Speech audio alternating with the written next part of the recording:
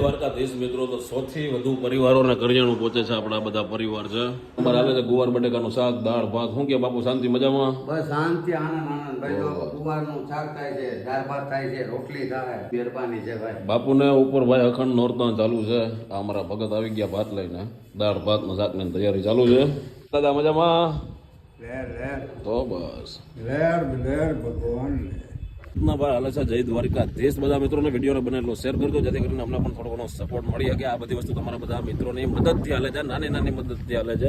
અને અત્યારે હું તમને કહી શકું કે જમવાની અંદર આપણે દાળ ભાત, શાક, રોટલી, છાશ, પાપડ આવું બધું છે. પ્રસાદી આપણે કહી શકીએ ગારિયા ઠાકરની. અને કોઈ પણ મિત્રો યાત્રાળુઓ હાલીને અહીંયાથી નીકળતા હોય ભાઈ જામજોધપુરની અંદરથી, અને તમારે આરામ કરવો હોય, તમે થાકી ગયા હોય, તમારે પ્રસાદી લેવી હોય, તો તમામ પ્રકારની તમારા માટે આપણે અહીં સુવિધા છે.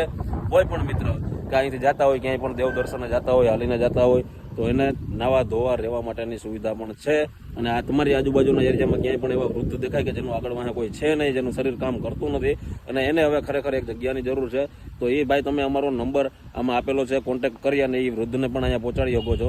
બાકી 100 ઉપર પરિવારને કરિયાણું પહોંચે છે, એ તમારા બધા મિત્રોની મદદથી પૂગે છે.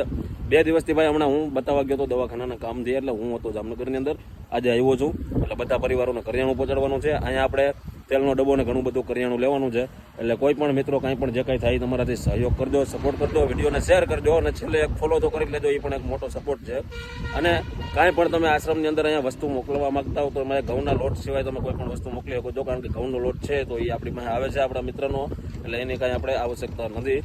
વધારે પડતી તેલ છે, કઠોળ છે, આ તે કાંઈ પણ વસ્તુ તમે મોકલતા હો તો તમે અહીંયા રૂબરૂ આવીને પણ ઉગાડી શકો છો. અરે 25 તારીખથી લઈ અને 1 તારીખ સુધીમાં આપણે ઘણી બધી તકલીફો પડતી હોય છે, પણ હાલ છે જય ભગવાનની ઈચ્છા.